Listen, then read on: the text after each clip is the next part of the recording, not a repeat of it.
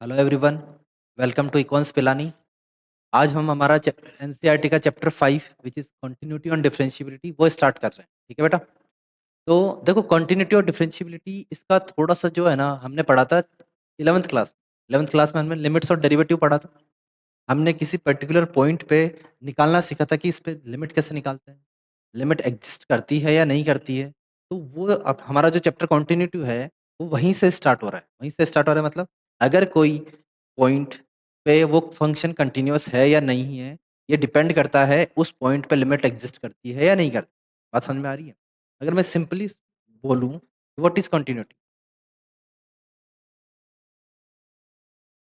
Continuity के बारे में अगर बोलूं तो हम नॉर्मली ग्राफ की बात करते हैं, है ना? कि कोई फंक्शन होगा, फंक्शन का कोई ग्राफ होगा, तो ग्राफ की बात हम किस में करते हैं? Continuity. Graph of a function. अब ग्राफ या तो क्या होगा, या तो कंटिन्यूअस होगा, है ना? किसी भी फंक्शन का जो ग्राफ होता है या तो वो होगा कंटिन्यूअस, या फिर क्या होगा, नॉन कंटिन्यूअस होगा, या फिर क्या होगा, नॉन कंटिन्यूअस होगा। अब देखो, कंटिन्यूअस ग्राफ कैसे दिखते हैं जनरली? जैसे कि ये ग्राफ है, कंटिन्यूअस है। कंटिन्यूअस का मतलब मैं एक और बता सकता हूँ, सीधी डायरेक्ट वे में डेफिनेशन बोलूँ तो, कि a graph which you can draw in one stroke. एक स्ट्रोक में आपने बना दिया, आपको पेन उठाने की जरूरत नहीं पड़ी, वो तो क्या हो गए, कॉन्टिन्यूस। कॉन्टिन्यूस ग्राफ की नॉर्मल डेफिनेशन क्या बता रहा हूं मैं, कि ऐसे ग्राफ जिसको आप बिना पेन उठाए एक शॉट में बना दो, एक स्ट्रोक में बना दो। सर नॉन कंटिन्यूस क्या होते हैं? नॉन कंटिन्यूस बोल दो या डिसकंटिन्यूस बोल दो, एक ही बात है। डिसकंटिन्यूस ग्राफ कैसे होते हैं? कुछ इस टाइप के। या तो वो ऐसा होगा, किसी एक पॉइंट पे डिफाइन नहीं होगा, या फिर ऐसा भी हो सकता है कि बहुत जगह से ब्रेक हो रहा हो। जो दोनों टाइप के ग्राफ हैं, ये अलग अलग फंक्शंस के ग्राफ हैं, है ना? तो ये क्या हो जाते हैं, ये नॉन कंटिन्यूस या डिसकंटिन्यूस हो जाते हैं। तो हमें इस चैप्टर में बात किसकी करनी है? हमें कोई फंक्शन दे रखा होगा, फंक्शन के बेसिस पे हमें बात ये करनी होगी कि वो कंटिन्यूस है या फिर नॉट कंटिन्यूस है। सही बात है। तो हम कैसे चेक करेंगे? या तो हम ऐसा कर सकते हैं कि हर फंक्शन का ग्राफ बनाए और ग्राफ को एनालाइज करें, हाँ सर एक शॉट में बन रहा है, एक स्ट्रोक में बन रहा है तो कंटिन्यूस हो गया। या फिर सर यहाँ पे ब्रेक हो रहा है, ब्रेक होते ही नॉट कंटिन्यूस हो गया। या तो ये कर सकते हैं, या फिर हम और क्या कर सकते हैं, हम लिमिट्स चेक कर सकते हैं। लिमिट चेक करने वाला तरीका हमने कहाँ सीखा था? क्लास 11th में लिमिट्स एंड डेरिवेटिव वाले चैप्टर में। हमने क्या सीखा था कि अगर कहीं पे लिमिट एग्जिस्ट कर रही है ना, तो देखो हम ऐसे लिखते थे कि मान लो कोई फंक्शन है, let y equal to f x, ये फंक्शन। हम बोलते थे कि आपको x इक्वल टू ए पे चेक करना है, ए पे चेक करना है कि फंक्शन जो एफ एक्स है वो कंटिन्यूस है या नहीं। ये आपका क्वेश्चन, कंटिन्यूस है या नहीं। तो आप क्या कर सकते हो, आप limit x tends to a negative f x, इसकी वैल्यू निकाल सकते हो। फिर limit x tends to a positive f x, इसकी वैल्यू निकाल सकते हो। भाई ये क्या होती थी, ये लेफ्ट हैंड लिमिट ही तो होती थी। ये क्या होता था, ये राइट हैंड लिमिट ही होती थी। और उस पर्टिकुलर पॉइंट पे, पर्टिकुलर पॉइंट क्या होगा, ए पे चेक कर रहे हैं तो एफ ए पे कोई वैल्यू होगी। आप ए वो पॉइंट डायरेक्ट डालते हो तो वो वैल्यू होगी कुछ। अगर ये तीनों वैल्यूज, अगर ये तीनों वैल्यूज इक्वल आ जाती है, अगर ये तीनों वैल्यूज इक्वल आ जाती है तो आप क्या बोलोगे कि उस पॉइंट पे x इक्वल टू ए पे जो हमारा फंक्शन एफ एक्स है ना, वो क्या है, वो हो गया कॉन्टिन्यूस हो गया। ये बात समझ में आई क्या बेटा? मैं क्या बोल रहा हूँ? देखो फर्स्ट वाला मेथड क्या है, फर्स्ट वाला मेथड है कि आप ग्राफ ड्रॉ करो और ग्राफ ड्रॉ करके उसको इंस्पेक्ट करो, है ना? तो फर्स्ट मेथड क्या होगा, inspecting the graph. Inspecting the graph में क्या होगा, आपने ग्राफ ड्रॉ करा और आपने देखा कि कहीं पे भी बीच में ब्रेक नहीं हो रहा। अगर ब्रेक नहीं हो रहा तो कंटिन्यूस, और ब्रेक हो रहा तो नॉट कंटिन्यूस। फिर सेकंड मेथड क्या है? सेकंड मेथड है बाय लिमिट। मैं यहाँ पे लिख भी देता हूँ, फर्स्ट वाला by inspection, by inspection of graph, by inspection of graph. Second वाला मेथड क्या है, by checking the limit, by check, by checking the limit. Limit check करके भी आप बता सकते हो, लिमिट चेक करके भी आप बता सकते हो कि कोई फंक्शन कंटिन्यूस हो रहा है या नहीं हो रहा। तो ये दो मेथड अपने क्लियर हुआ है क्या? लिमिट निकालना हमने कहाँ सीखा था? 11th क्लास में सीखा था। मैं एक बार और क्वेश्चन ले लूंगा, ठीक है? और और क्या, थर्ड मेथड भी होता है। थर्ड मेथड क्या होता है? थर्ड मेथड होता है बाई अलजेब्रा ऑफ कॉन्टिन्यूटी। ये 3 मेथड होते हैं हमारे। अलजेब्रा ऑफ कॉन्टिन्यूटी क्या होता है? जैसे कि मान लो कोई फंक्शन है f(x), कोई फंक्शन है f(x), it is continuous at x equal to a पे कॉन्टिन्यूअस है। एक कोई फंक्शन gx है, gx भी कॉन्टिन्यूअस है x इक्वल टू a पे। सही बात है। तो हम क्या बोलेंगे कि f(x) डॉट gx या फिर f(x) प्लस माइनस gx या फिर f(x) अपॉन gx, ये सारे भी क्या होंगे? ये भी कॉन्टिन्यूअस होंगे। किस पे? x इक्वल टू a पे। और ये लास्ट वाले के लिए हम क्या लिख देंगे? Provided gx should not be equal to, है ना? तो ये क्या हो गया? ये एक तरह से अलजेब्रा हो गया ना, किसका? कंटिन्यूटी का। कि अगर दो फंक्शन f(x) और gx इसी पॉइंट पे कंटिन्यूअस है तो उनका सम कर दो, ऐड कर दो, डिवाइड कर दो, मल्टीप्लाई कर दो, सब में वो कंटिन्यूअस रहेंगे। इसके अलावा कंपोजिट फंक्शंस, कंपोजिट फंक्शन कौन से वाले? हमने पढ़े थे रिलेशन इन फंक्शन चैप्टर में। जो फोग एक्स होता है, जो गॉफ एक्स होता है ना? ये भी क्या होंगे? कॉन्टिन्यूअस होंगे। सही बात है। एट एक्स इक्वल टू ए, अगर एफ एक्स और जी एक्स ए पे कंटिन्यूअस है तो फॉग और गॉफ भी कंटिन्यूअस होंगे। तो ये थर्ड टाइप कौन सी है हमारे पास? अलजेब्रा ऑफ कंटिन्यूटी वाली। अलजेब्रा ऑफ कंटिन्यूटी से हम चेक कर सकते हैं क्या कोई फंक्शन कंटिन्यूअस है या कंटिन्यूअस नहीं है। ये 3 मेथड है बेटा जी, ठीक है। फर्स्ट मेथड क्या था? फर्स्ट मेथड में हम क्या कर रहे थे? ग्राफ प्लॉट कर रहे थे। सेकंड मेथड में हम लिमिट चेक कर रहे थे और उससे कंटिन्यूटी बता रहे थे। थर्ड मेथड क्या है हमारे पास? Algebra of continuity. कि हम क्या करेंगे? दोनों फंक्शन, जिस फंक्शन से मिलके हमारा फंक्शन बना है, उसको ब्रेक करेंगे, उसको अलग अलग, अगर वो कंटिन्यूअस है तो उनका कॉम्बिनेशन भी कंटिन्यूअस होगा। ये हमारे 3 मेथड है। तो आज की क्लास में हम सबसे पहले बात करेंगे हमारे first method, by inspecting of graph, है ना? फर्स्ट मेथड का inspection of graph, inspection of graph. अब बेटा देखो, ग्राफ की बात हो रही, ठीक है। ग्राफ किसका होगा? फंक्शन का होगा। सही बात है। अब फंक्शन किस किस टाइप के होते हैं? फंक्शन किस किस टाइप के होते हैं? देखो, या तो होते हैं अलजेब्रिक फंक्शन, या तो होते हैं अलजेब्रिक फंक्शन। सही बात है। अलजेब्रिक फंक्शन कौन कौन से होते हैं, कोई बता सकता है? मैं पूछ रहा हूँ, अलजेब्रिक फंक्शन, अलजेब्रिक फंक्शन कौन कौन से हो जाएंगे? ठीक है। या तो देखो कांस्टेंट फंक्शन हो सकता है अलजेब्रिक। सबसे पहले मैं एक काम करता हूँ, यहाँ पे लिख देता हूँ अलजेब्रिक फंक्शन का पार्ट या फिर टाइप, पोलिनोमियल फंक्शन। कौन से? Polynomial function. और आपने 9th 10th में भी पढ़ा होगा, पोलिनोमियल फंक्शन को कुछ इस टाइप से दिखाते हैं। कैसे? ए नॉट एक्स की power n plus a one x की power n minus one plus a two x की power n minus two, and ऐसे करते करते कहाँ तक? ए एन तक। ये मेरा क्या है? पोलिनोमियल फंक्शन का स्टैंडर्ड, स्टैंडर्ड फॉर्म यही होता है। सही बात है। अब देखो, सबसे पहले अलजेब्रिक फंक्शन की बात कर रहे हैं, है ना? उसके बाद हम नेक्स्ट फंक्शंस पे भी आएंगे। तो अब ये देखो, इस वाले में अगर मैं केस फर्स्ट में मैं क्या कर रहा हूँ? ए नॉट की वैल्यू ले रहा हूँ। ए नॉट की वैल्यू क्या ले रहा हूँ? 1। सही है। और एन की वैल्यू ले रहा हूँ 0। या फिर ए नॉट की वैल्यू आप सी ले सकते हो। एक काम करो, कोई भी कांस्टेंट ले लेता हूँ मैं सी, और एन की वैल्यू ले रहा हूँ 0। देखो, ये वैल्यू जब मैं यहाँ पे पुट कर ये वैल्यू मैं यहाँ पे पुट करता हूँ तो क्या मिलेगा मुझे?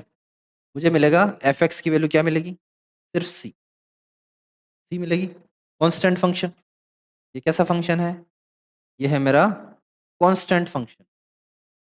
सही बात है। कांस्टेंट फंक्शन है तो सबसे पहले हम चेक करेंगे कांस्टेंट फंक्शन का ग्राफ कैसे होता है। सही बात है। सबसे पहले हमारे पास आया कांस्टेंट फंक्शन। फिर केस सेकंड ले लेते हैं। केस सेकंड में मैं ये ले लेता हूँ ए नोट की वैल्यू 1, एन की वैल्यू 1। एन की वैल्यू 1 मतलब यहाँ पे मेरे पास क्या आ जाएगा? यहाँ पे कोई ए नोट होगा, उसकी वैल्यू 1 है तो एक्स प्लस, यहाँ पे एक्स वाली टर्म तो 0 हो जाएगी, तो एक्स प्लस बी या ए एक्स प्लस बी, है ना? किस टाइप का फंक्शन आ जाएगा? फंक्शन आ जाएगा मेरे पास a x plus b type. X plus b type का फंक्शन कैसा होता है? लीनियर फंक्शन होता है, लीनियर फंक्शन। ठीक है। उसके बाद में केस थर्ड और केस फोर्थ भी ले लो। Case third and case fourth. देखो केस थर्ड में, देखो केस थर्ड में अगर मैं क्या लूँ? ए नोट की वैल्यू तो वही 1 ही लेता हूँ, और एन की वैल्यू पहले मैंने 1 ली थी, 2 ले लेता हूँ। और यहाँ पे ए नोट की वैल्यू 1, एन की वैल्यू 3 ले लेता हूँ। तो जब थर्ड केस में मेरे पास देखो क्या बनेगा, हमारे पास ऐसा बनेगा एफ एक्स कुछ एक a x square plus b x plus c, यहाँ पे एक की वैल्यू 1 लूंगा तो x square plus b x plus c हो जाएगा, ठीक है। ये कैसा होता है, ये कैसा होता है, क्वाड्रेटिक, क्वाड्रेटिक पोलिनोमियल फंक्शन हो जाता है। ऐसे ही यहाँ पे मेरे पास एफ एक्स क्या बनेगा, एफ एक्स बनेगा मेरे पास a x cube plus b x square plus c x plus d, इस टाइप का कैसा फंक्शन बनेगा, क्यूबिक फंक्शन बनेगा। कैसा फंक्शन बनेगा, क्यूबिक फंक्शन बनेगा। सही है। तो ये हमारे पोलिनोमियल्स के ही पार्ट होते हैं। हम बाई क्वाड्रेटिक फंक्शन भी लिख लेंगे, एक्स की पावर 4 में बन जाएगा एन की वैल्यू 4 लेते ही। तो कौन कौन से बने, कांस्टेंट बना, लीनियर बना, फिर क्वाड्रेटिक बना और क्यूबिक बना। अब सबका प्लॉट करते हैं, ठीक है। सबसे पहले पास हमारा कौन सा था, कांस्टेंट फंक्शन। कांस्टेंट फंक्शन कैसा होगा, मैं अगर y इक्वल टू लिखना चाहूँ तो y equal to c type का हो। फिर सेकंड पार्ट, कांस्टेंट के बाद में कौन सा था हमारे पास, लीनियर फंक्शन। लीनियर फंक्शन कैसा था, y equal to a x plus b type का था। थर्ड वाला पार्ट ले लेते हैं। थर्ड पार्ट में हमारे पास कौन सा था, क्वाड्रेटिक फंक्शन। क्वाड्रेटिक फंक्शन, इसका ग्राफ कैसा होगा, क्वाड्रेटिक फंक्शन किस टाइप का था,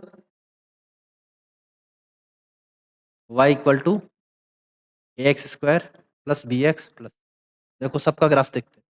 आपको पता है कांस्टेंट फंक्शन का ग्राफ, देखो फंक्शन बना रहे हैं, सही बात है, रिलेशन इन फंक्शन आपने पढ़ा था चैप्टर 2, सही है। रिलेशन फंक्शन 12th क्लास में चैप्टर 1 पढ़ा था और 11th क्लास में भी आपने चैप्टर 2 के फॉर्म में पढ़ा था। अब कांस्टेंट फंक्शन का ग्राफ कैसा होगा, देखो फंक्शन है, सही बात है। आप यहाँ पे कुछ वैल्यू लेके देखो कांस्टेंट, या तो 2 ले लो या 3 ले लो या 4 ले लो, कुछ भी ले सकते हैं। जनरली इस टाइप का कुछ बनेगा, इस टाइप का बनेगा। मैं वापस बना देता हूँ एक बार। जैसे कि ये इक्वल टू हो जाएगा हमारा y इक्वल टू 3 लाइन मान लेते हैं, ये y इक्वल टू माइनस का 1 लाइन मान लेते हैं, है ना। अब मुझे ध्यान से देख के बताओ कि क्या ये ग्राफ कहीं से भी, क्या ये ग्राफ कहीं से भी ब्रेक हो रहा है क्या बेटा, ये ग्राफ कहीं से भी ब्रेक हो रहा है क्या, मेरे को ये y इक्वल टू 3 लाइन बनाने के लिए कहीं पेन उठाने की जरूरत पड़ी, क्या y इक्वल टू -1 बनाने के लिए कहीं पेन उठाने की जरूरत पड़ेगी, नहीं पड़ेगी ना। तो ऐसे फंक्शंस क्या हो जाते हैं, ऐसे फंक्शंस क्या हो जाते हैं, कंटीन्यूअस फंक्शन हो जाते हैं। ये कैसा होगा, ये होगा कंटीन्यूअस फंक्शन, कंटीन्यूअस फंक्शन। देखो आप कुछ भी वैल्यू डाल दो x की, y की वैल्यू हमेशा एक लिमिटेड वैल्यू मिलेगी, जो भी वैल्यू होगी वो मिल जाएगी। तो मैं क्या यहाँ पे इसका डोमेन और रेंज भी बता सकता हूँ। डोमेन क्या हो जाएगी, कोई भी वैल्यू ले लो सर तो x belongs to r। Range क्या हो जाएगी सर, अगर इसकी बात करता हूँ तो मेरे को रेंज मिलेगी 3, इसकी बात करता हूँ तो मेरे को रेंज मिलेगी -1, ठीक है। बात करता हूँ मैं linear function, sir linear function का graph y equal to mx plus c type का होता है ना, जनरली स्ट्रेट लाइन की तरह का होता है, और स्ट्रेट लाइन हमारी कुछ इस तरह से होती है। क्या ये कहीं पे ब्रेक होती है, कि सर बिल्कुल नहीं, स्ट्रेट लाइन अपने एकदम कोई भी पॉइंट नहीं छोड़ती, वो सारे के सारे वैल्यूज कंसिडर करते हुए चलती। तो क्या ये भी कंटीन्यूअस फंक्शन हो जाएगा, कि सर बिल्कुल ये भी कंटीन्यूअस फंक्शन हो जाएगा। इसकी भी डोमेन और रेंज की बात करूं तो डोमेन भी क्या हो जाएगी आर, रेंज भी क्या हो जाएगी आर, सही बात है। बात करते हैं सर क्वाड्रेटिक की, क्वाड्रेटिक के स्पेशल केस ले रहा हूं मैं। स्पेशल केस कौन सा वाला, y equal to x square, सही बात है, y equal to x square वाला हमने क्वाड्रेटिक इक्वेशन में भी पढ़ा है। y equal to x square का ग्राफ कुछ इस टाइप का बनता है, इसी टाइप का बनता है, सही बात है। y equal to x square का, y equal to minus x square का इसका जस्ट मिरर फॉर्म यहाँ पे बन जाएगा। तो मैं बात कर रहा हूँ y equal to x square की, क्या ये ग्राफ कहीं पे ब्रेक हुआ, एक शॉट में आपने बना दिया, एक ही स्ट्रोक में बना दिया, नहीं ब्रेक हुआ। तो सबसे पहली बात ये कैसा है, ये है कॉन्टिन्यूअस, ऐसा है कॉन्टिन्यूअस। दूसरी बात, अगर मैं डोमेन और रेंज की बात करूं तो डोमेन क्या है सर, कोई भी वैल्यू ले लो एक्स की, एक्स की कोई भी वैल्यू ले लो हमेशा ये डिफाइन हो। रेंज, रेंज देखो हमेशा 0 से इनफाइनाइट मिलेगी, क्योंकि स्क्वायर जो होता है वो नेगेटिव वैल्यू आपको नहीं देता, सही बात है। तो अगर मैं बात करूंगा इसकी डोमेन की, डोमेन क्या हो जाएगी आर, और रेंज, रेंज क्या हो जाएगी इसकी 0 से लेके इनफाइनाइट, पॉजिटिव इनफाइनाइट, ठीक है। तो ये तो बात होगी हमारी क्वाड्रेटिक पर। क्वाड्रेटिक के बाद में देखो हमारे पास दो और है, एक तो है हमारे पास क्यूबिक, क्या है क्यूबिक फंक्शन। क्यूबिक फंक्शन का मैं स्पेशल केस लेके चल रहा हूँ कौन सा, y equal to x cube वाला। एक अब में जैसे पोलिनोमियल फंक्शन था, वैसे ही हमारे पास होता है रैशनल फंक्शन। क्या होता है? Rational function. Rational function. Rational function कैसे? कि y equal to p x by q x type का, जहाँ पे q x should not be equal to zero. इसका एक स्पेशल केस है, y equal to one by x. सुना था ऐसा फंक्शन? पहले भी देखा हुआ है। रेसिप्रोकल फंक्शन बोलते हैं इसे। कौन सा फंक्शन बोलते हैं? रेसिप्रोकल। रेसिप्रोकल फंक्शन हो गया बेटा। ठीक है, इन दोनों की बात करते हैं। तो देखो, सबसे पहले y equal to x cube की बात कर रहा हूँ। y equal to x cube का ग्राफ देखो कैसा बनेगा। कुछ ऐसा बन जाएगा बेटा। ये होता है y equal to x cube का graph. y equal to x cube का ग्राफ। देखो, इसको भी बनाने के लिए कहीं भी पेन उठाने की जरूरत नहीं पड़ेगी, सीधा बन जाएगा। सही बात है। बात करूं मैं डोमेन और रेंज की, डोमेन भी आर हो जाएगी और रेंज भी आर हो जाएगी। सही बात है, क्योंकि ये नेगेटिव वैल्यूज को भी तो लेता है। माइनस वन की पावर थ्री क्या होती है? Minus one. माइनस टू की पावर थ्री क्या होती है? माइनस का एट। ऐसे ही टू की पावर थ्री क्या होती है? एट। बिल्कुल सही बात है। तो ये नेगेटिव इनफाइनाइट वाली वैल्यू भी लेगा, पॉजिटिव इनफाइनाइट वाली वैल्यू भी लेगा। ठीक है, बात करता हूं मैं इसकी कंटिन्यूस है या नहीं। देखो, कहीं पे भी पेन उठाने की जरूरत नहीं पड़ी, क्या है? कॉन्टिन्यूस है। क्या है? Continuous. At all x belongs to, ये जितने भी थे ना, कॉन्टिन्यूटी की बात करी, ये सारे रियल नंबर में कॉन्टिन्यूस है, एक्स बिलोंग्स टू आर के लिए। बात करते हैं सर रेसिप्रोकल फंक्शन। अब बताओ सर, रेसिप्रोकल फंक्शन होगा या नहीं होगा? पहले तो ग्राफ बनाते हैं। रेसिप्रोकल फंक्शन का ग्राफ बना रहे हैं। तो अब आप पहले इसको सोचो, है ना। मैं इसको दोनों साइड से अप्रोच कर रहा हूँ, मैं नेगेटिव साइड से भी अप्रोच कर रहा हूँ और पॉजिटिव साइड से भी अप्रोच कर रहा हूँ। पहले ये बताओ मेरे को, जैसे पॉजिटिव साइड से अप्रोच कर रहा हूँ मैं, अगर जैसे एक्स की वैल्यू जितनी छोटी डालता जा रहा हूँ, है ना, तो क्या वाई की वैल्यू उतनी ही बड़ी हो रही है? फॉर एग्जाम्पल, अगर मैंने एक्स की वैल्यू डाली 0.0001, सही बात है, ये क्या बन गया? Y equal to one upon 0.0001। सही बात है। कितने? वन टू थ्री फोर, 10 की पावर। वाई की वैल्यू क्या आ गई? 10 की पावर। सही बात है। अब मैं एक्स की वैल्यू और छोटी लूंगा, इधर और जीरो की तरफ बढ़ रहा हूँ, और जीरो की तरफ बढ़ रहा हूँ, और छोटी वैल्यू ली। तो एक्स की वैल्यू अगर मैंने ली 0. ऐसी कुछ, कितना? 1 2 3 4 5 6, तो वाई की वैल्यू आई 10 की पावर। तो वाई की वैल्यू और बड़ी होती जा रही है। सही बात है, जैसे जैसे मैं एक्स की वैल्यू को जीरो की तरफ बढ़ा रहा हूँ, वाई की वैल्यू और बड़ी होती जा रही है। क्लियर है बात? देखो, ग्राफ कुछ ऐसा बन जाएगा।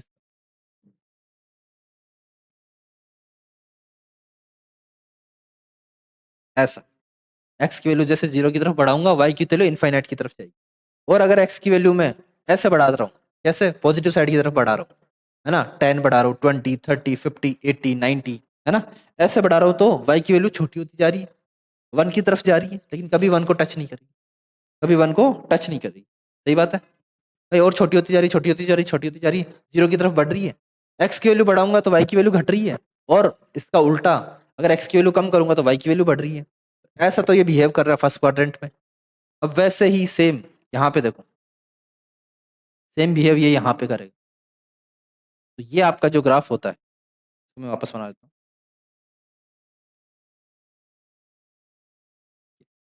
ठीक है, ये कहाँ पे डिफाइन नहीं है बेटा? एक्स इक्वल टू जीरो पे डिफाइन। जीरो पे इसकी वैल्यू क्या हो जाता है? इनफाइनाइट हो जाती है, हमें नहीं पता, नॉट डिफाइंड वैल्यू होती है। बाकी ये पॉजिटिव साइड से आने के लिए या नेगेटिव साइड से आने के लिए, सही है। अगर नेगेटिव साइड में कम करता जाऊंगा तो नेगेटिव इनफाइनाइट की तरफ चलता जाएगा वैल्यू। ठीक है, तो मेरे को क्या पता लगा? ये कंटिन्यूअस तो है ना, बट कंटिन्यूअस कहाँ पे नहीं है? ये कंटिन्यूअस नहीं है, जीरो पे कंटिन्यूअस। जीरो को छोड़ के हर जगह कंटिन्यूअस। तो डोमेन क्या डाल सकते हो? आर माइनस, जीरो को छोड़ के कुछ भी डाल दो।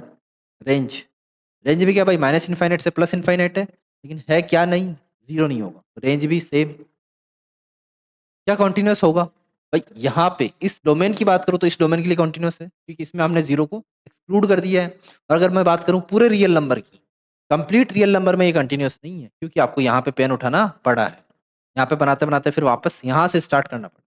तो कॉन्टिन्यूस नहीं है अगर बात करूँ मैं एक्स बिलोंग्स टू आर के लिए, लेकिन अगर मैं बात करूँ x belongs to R minus zero के लिए, तब कॉन्टिन्यूस है। समझ में आ गया? कहाँ पे कॉन्टिन्यूस है, कहाँ पे कॉन्टिन्यूस नहीं? Through out its domain it's continuous. सही बात है। लेकिन अगर मैं बात करूँ एक्स बिलोंग्स टू आर की, तो कंटिन्यूअस नहीं। तो ये होता है हमारा पास रेसिप्रोकल फंक्शन। ठीक है, सबसे दिख रहा है?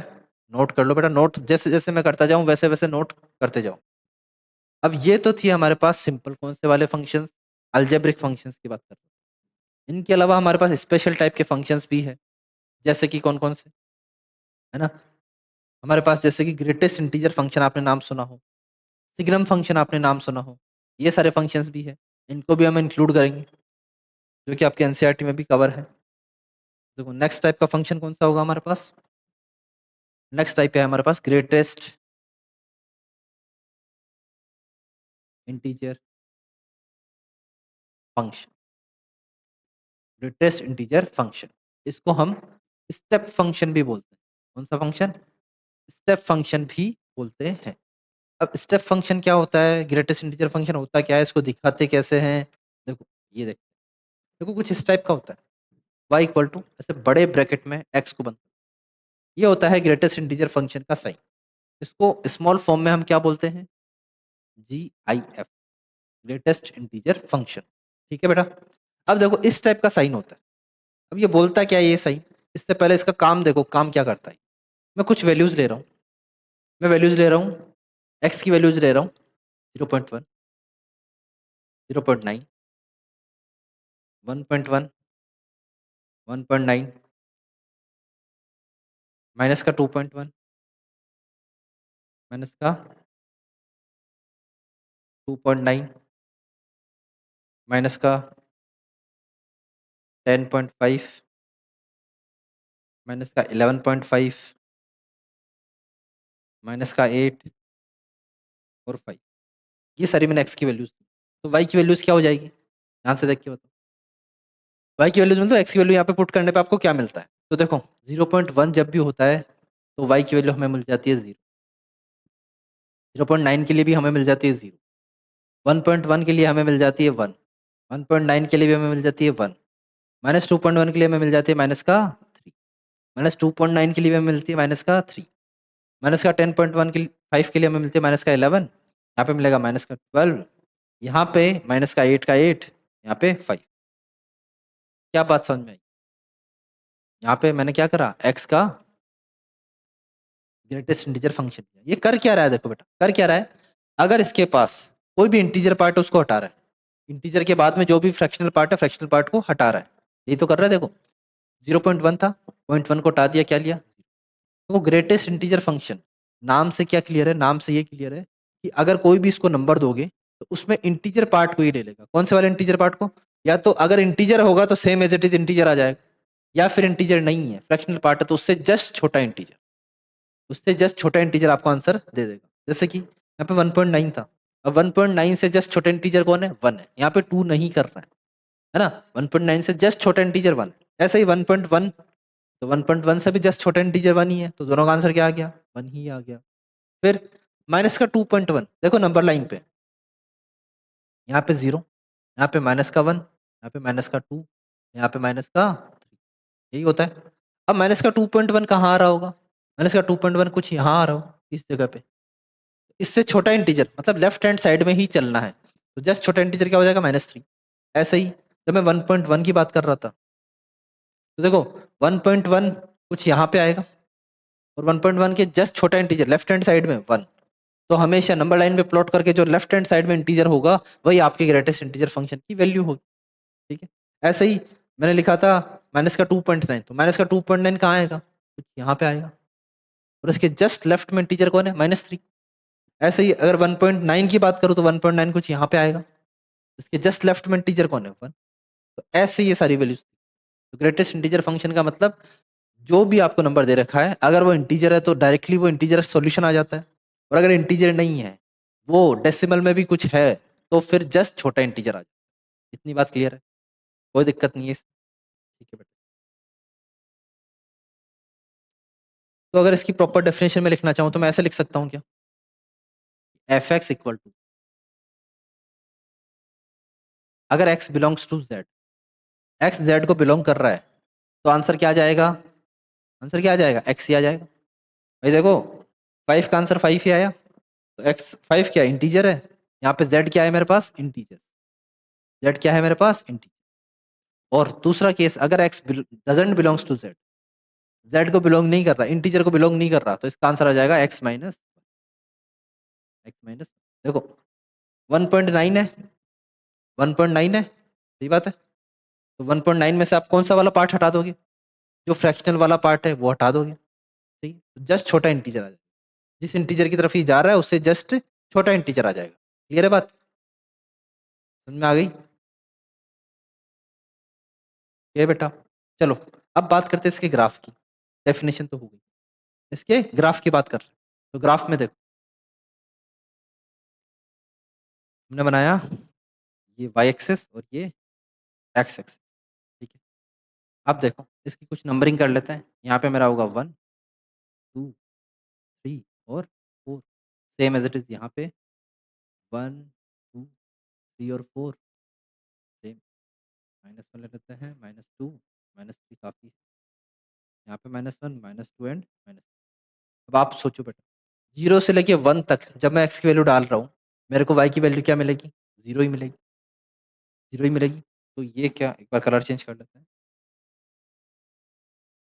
0 से 1 में जब डाल रहा हूँ तो मेरे को वैल्यू क्या मिल रही है? यही मिल रही है क्या? और जैसे ही वैल्यू 1 हुई, जैसे ही वैल्यू 1 हुई, मेरे पास यहाँ वाई की भी वैल्यू क्या मिल गई? 1 मिल गई। देखो यहाँ पे ये वैल्यू इंक्लूड नहीं। फिर 1.1, 1.2, 1.3, तब तक वैल्यू ये मिलती रही, मिलती रही, मिलती रही।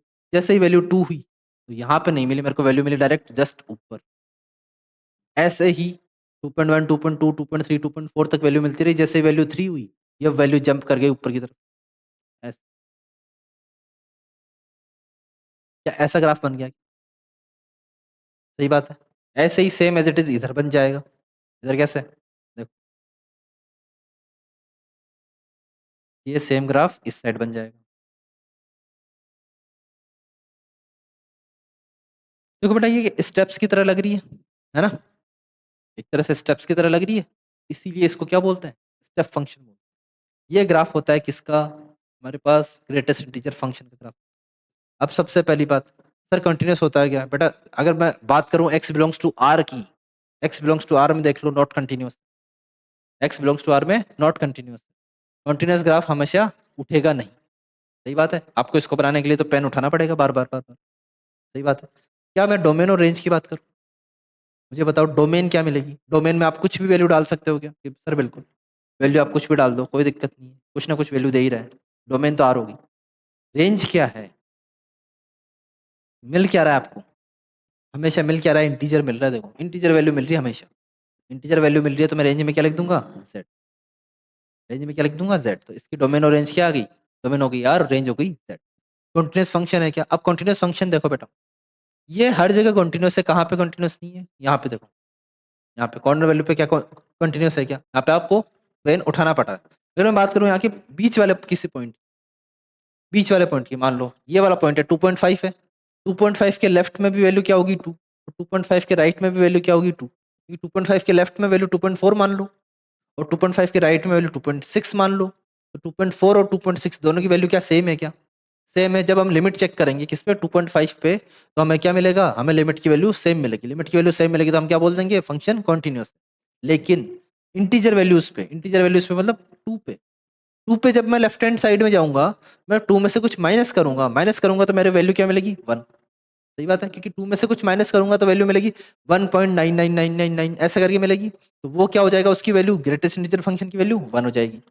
बात करूं मैं राइट हैंड साइड में, राइट हैंड साइड में 2.1 की वैल्यू 2 ही होती है। तो एक तरफ तो वैल्यू मिल रही है मेरे को 1, एक तरफ वैल्यू मिल रही है 2। तो लिमिट कब एग्जिस्ट करती है? जब लेफ्ट हैंड लिमिट और राइट हैंड लिमिट और उस पॉइंट पे लिमिट तीनों सेम हो, तब जाके कंटिन्यूअस होता है। लिमिट वाली अप्रोच देखी थी हमने, तो यहाँ पे ये कंटिन्यूअस नहीं हो। तो आप क्या बोल सकते हो कि इंटीजर वैल्यू पे तो ये कंटिन्यूअस नहीं होता, फिर कंटिन्यूअस होता कहाँ पे? फ्रैक्शनल वैल्यू पे कंटिन्यूअस होता है। फ्रैक्शनल वैल्यू पे ये कंटिन्यूअस हो जाएगा। इसकी बात करूं ग्रेटेस्ट इंटीजर फंक्शन। बेटा ये हो गया आपका ग्रेटेस्ट इंटीजर फंक्शन। अब देखो नेक्स्ट वाला फंक्शन चलते हैं, ग्रेटेस्ट इंटीजर फंक्शन के बाद में। ये नोट डाउन कर लिया होगा आपने आराम से। मैं एक बार हट जाता हूँ।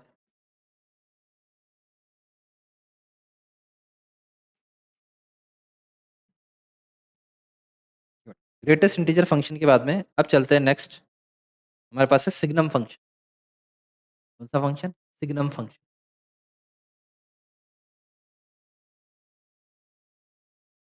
तो जो सिग्नम फंक्शन होता है उसकी डेफिनेशन कुछ इस टाइप की रहती है। ये पार्शियली डिफाइंड होता है। पार्शियली डिफाइंड मतलब अगर x की वैल्यू लेस देन 0 है तो ये वैल्यू देता है -1। अगर x की वैल्यू 0 है तो ये वैल्यू देता है 0 और x की वैल्यू 1 है तो ये वैल्यू देता है, सॉरी, x की वैल्यू ग्रेटर देन 0 है तो ये वैल्यू देता है 1। ये होता है हमारे पास कौन सा सिग्नम फंक्शन। सिग्नम फंक्शन क्या होता है भाई, अगर कोई भी नेगेटिव वैल्यू है तो सीधा ये -1 देगा। अगर 0 पे ये 0 देगा, यहाँ पे ये 0 है और पॉजिटिव वैल्यू पे हमेशा 1 देगा। देखो ग्राफ बना, ग्राफ कैसा बन जाएगा,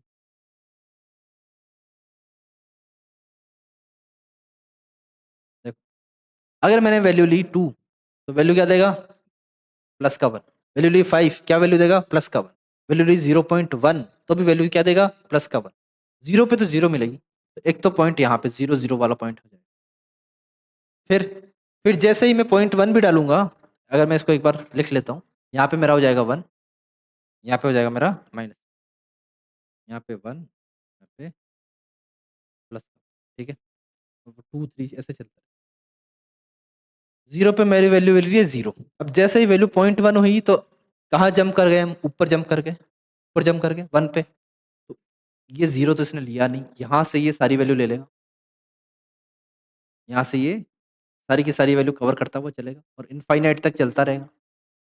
ये ग्राफ किसका हो जाएगा, ये ग्राफ हो जाएगा हमारे पास सिग्नम फंक्शन का। फिर नीचे की तरफ देखो, नीचे की तरफ क्या ये इस साइड रहेगा, यहाँ पे तो वैल्यू ये लेगा नहीं, तो मैं होलो सर्कल बना रहा हूँ, ये सारी वैल्यू ले लेगा।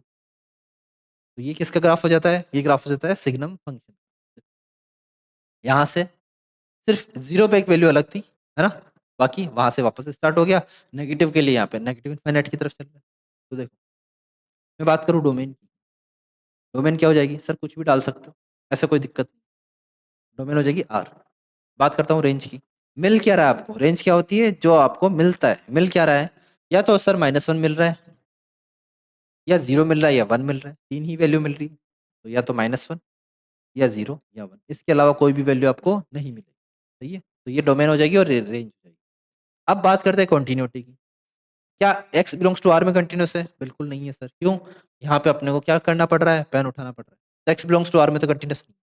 तो क्या अगर हम डोमेन में कुछ छेड़खानी करें, है ना, कुछ उसको बड़ा छोटा कर दें, तो क्या कॉन्टिन्यूस बन जाएगा, बिल्कुल सर।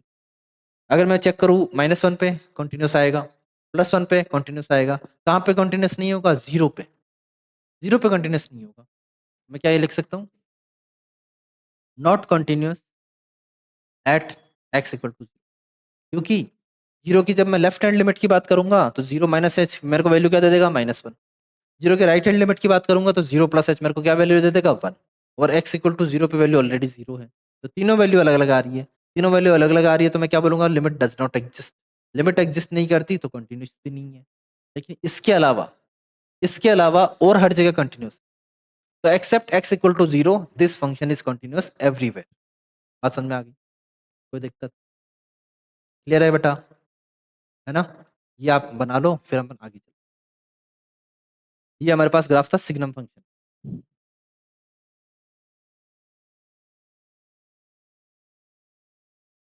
ठीक है, अब देखो बेटा, सिग्नम फंक्शन के बाद में हम आते हैं हमारे ट्रिग्नोमेट्री फंक्शन। फिर ट्रिग्नोमेट्री फंक्शन की जगह अपन लॉग एक्स और एक्सपोनेंशियल फंक्शन की बात करते हैं। कौन से वाले की, एक तो करते हैं ट्रिग्नोमेट्री फंक्शन, इसके जस्ट बाद में ले लेंगे, f x equal to log x.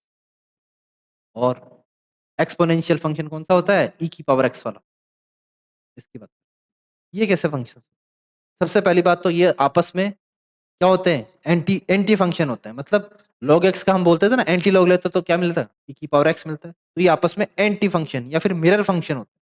कौन कौन से मिरर फंक्शन बोल सकता हूँ मैं, इसका ग्राफ बना लिया तो इसका ग्राफ बन जाता है। ठीक है, तो अब देखो log x कैसा होता है। log x के बारे में हमने ऐसा सुना है कि यहाँ पे बेस कुछ a होता है, और हमने ये सुना है कि एक तो x की वैल्यू ग्रेटर देन 0 होनी चाहिए। आप log के अंदर कुछ नेगेटिव क्वांटिटी नहीं रख सकते। फिर उसके बेस की वैल्यू भी पॉजिटिव होना चाहिए और उसका बेस 1 नहीं होना चाहिए। यही पढ़ते हैं हम लॉग के बारे में, सही बात है। तो अब देखो एक बार ग्राफ बनाते हैं।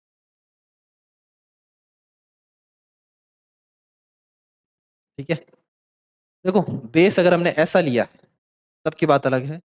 बेस अब देखो 0 से बड़ा है, बेस 0 से बड़ा है और 1 नहीं है, ठीक है। देखो ग्राफ कुछ ऐसा बन जाएगा इसका, इस टाइप का ग्राफ बन जाए, इस टाइप का ग्राफ बन जाए। बात समझ में आ गई?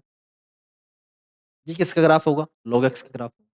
कहाँ डिफाइन नहीं होगा, कहाँ डिफाइन होगा, ये आप बताओ, देखिए ध्यान से। इस ग्राफ को देखिए ध्यान से, आप बता सकते हो ये कहाँ पे डिफाइन है और कहाँ पे डिफाइन नहीं है। हाँ बेटा जी, y equal to log x के बारे में बात कर रहा हूँ। इसके बाद में हमारे पास एक मॉड्यूलस फंक्शन वाला ग्राफ भी रह गया है। मॉड्यूलस फंक्शन वाला ग्राफ भी हम करेंगे। उससे पहले आप log x वाला बताओ। ये मैंने जो बनाया ये a ग्रेटर देन 1 वाला बनाया है।